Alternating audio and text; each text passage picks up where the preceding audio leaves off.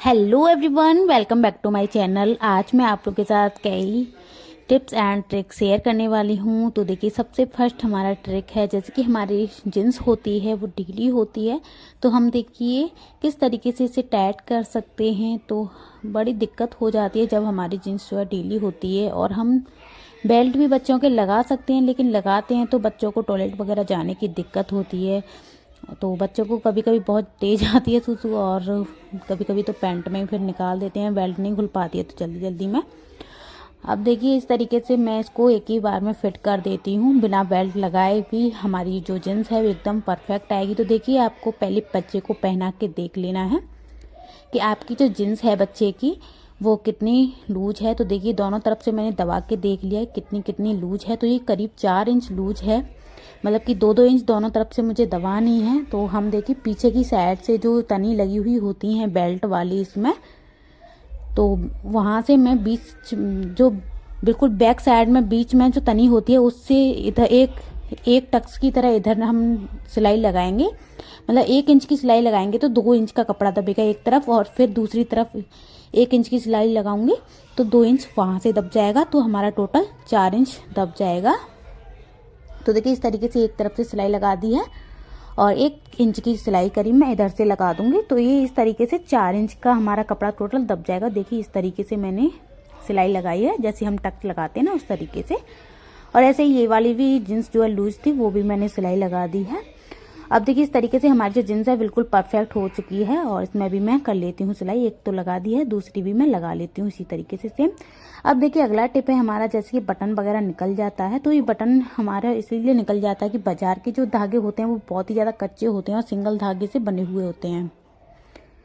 तो आपको देखिए, सिंगल मतलब डबल धागा नहीं पोना है केवल, तो आपको चालर धागा पोना है। तो चालर धागे से क्या होता है, हमारा जो बटन है ना वो मजबूत रहता है। बटन का जो पैंट फट जाएगा लेकिन बटन नहीं निकलेगा अगर आप उसे अच्छे तरीके से टांग दोगे तो बटन को।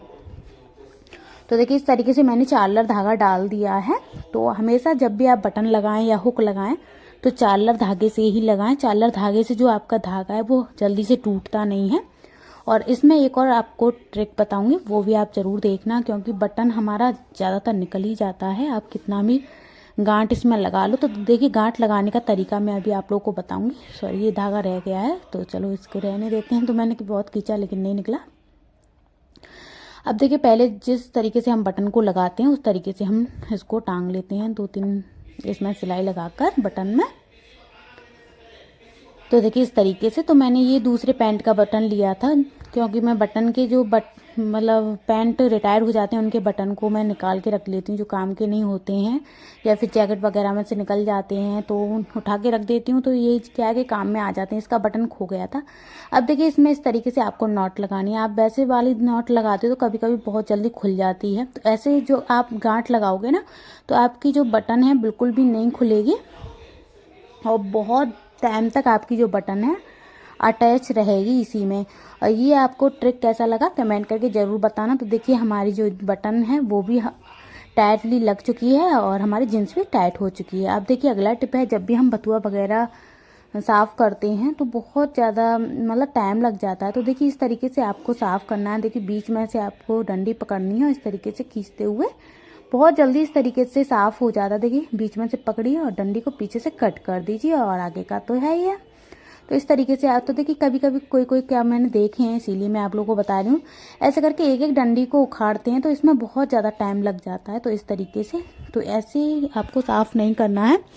आपको बीच में से इस तरीके से डंडी को पकड़ना है, पीछे से खींचिए और आगे से तोड़ दीजिए। तो इस तरीके से आप बथुआ को या फिर मेथी वगैरह, तो ये सीजन तो ऐसा ही चल रहा है, अब चल रहा है और आएगा, क्योंकि सर्दियों में तो ऐसी ही हरी सब्जियां ही आती हैं। तो साफ़ करने में तो बहुत ही ज़्यादा टाइम लगता है ऐसी चीज़ों को। तो आप इस तरीके से साफ़ करना, आपकी जो सब्जियां बहुत जल्दी साफ़ होंगी। तो बीच में से पकड़िए, पीछे का सारा खींच दीजिए और आगे से तोड़ दीजिए। तो इस तरीके से बहुत जल्दी साफ़ होते हैं। और अभी मैं आप लोग को और भी आइडिया बताऊंगी। तो देखिए, ये इसको मैं साफ़ कर लेती हूँ फिलहाल। और इसको देखिए, अब आपको क्या करना है, अब आपको धोने का तरीका बता रही हूँ मैं। तो अक्सर हम क्या करते हैं, चलनी वगैरह में या फिर ऐसे ही उबालने के लिए रख देते हैं तो सारी गंदगी जो चिपकी रह जाती है हमारी। तो आपको जब भी आप बथुआ धोने के लिए रखें तो इस तरीके से धो के रखें। नहीं तो जो इसका जो पानी बाद में निकलता है ना, सारा की सारा जो उसमें विटामिन होता है वो सारा की सारा निकल जाता है पानी के साथ में। तो देखिए पानी में हम मतलब जो इसका जो नेचुरल पानी होता है इसका अंदर का बथुए का, वो वाला। अब देखिए इसको हम अच्छी तरीके से धो लेंगे एक बार, और इस ऊपर ऊपर से हमें निकालना है ताकि इसकी जो नीचे की जो गंदगी है ना वो सारी की सारी नीचे भगोने में ही रह जाए। आपको इतना बड़ा बर्तन लेना है जैसे कि अच्छे से धुल जाए। तो ये मैं ऊपर ऊपर से इसमें कर रही हूँ, जो नीचे का पानी है उसको मैं फेंक दूंगी और मैं इसको एक और बार धो लूँगी इसी तरीके से। तो आपको बथुआ, मेथी, कोई भी पालक या फिर कोई भी चीज़ आप इस तरीके से धो रहे हो तो आपको ऊपर ऊपर से इसको निकालना है और नीचे के पानी को फेंकना नहीं। तो आप कभी कभी क्या होता है, हम ऐसे ही ऊपर ऊपर से मतलब पानी को निकाल देते हैं और बथुआ वगैरह जो हमारा होता है वो नीचे रहने देते हैं। तो जो बैठी हुई मिट्टी होती है वो सारी की सारी उसी में ही रह जाती है, क्योंकि मिट्टी जो होती है वो नीचे बैठी हुई होती है और हमारा जो वैसा बथुआ वगैरह वैसा सामान होता है वो ऊपर तैरता है, इसीलिए। तो ऊपर जो तैर रहा है उसको निकालना है आपको, बैठे हुए को तो फेंकना है आपको। अब देखिए अगला टिप है हमारा, जैसे कि हम आलू वगैरह उबालते हैं तो सबसे पहले देखिए मैंने इनको आलूओं को धो लिया है उबालने के लिए।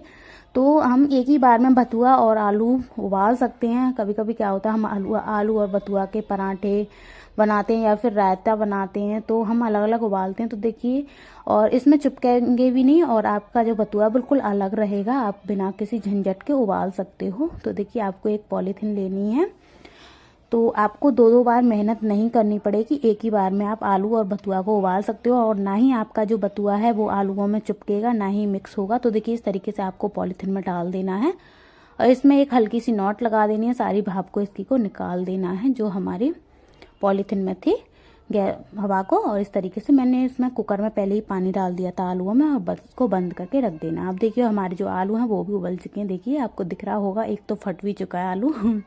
तो हमारे जो आलू हैं वो भी उबल चुके हैं और हमारा बथुआ भी बिल्कुल परफेक्टली उबल चुका है।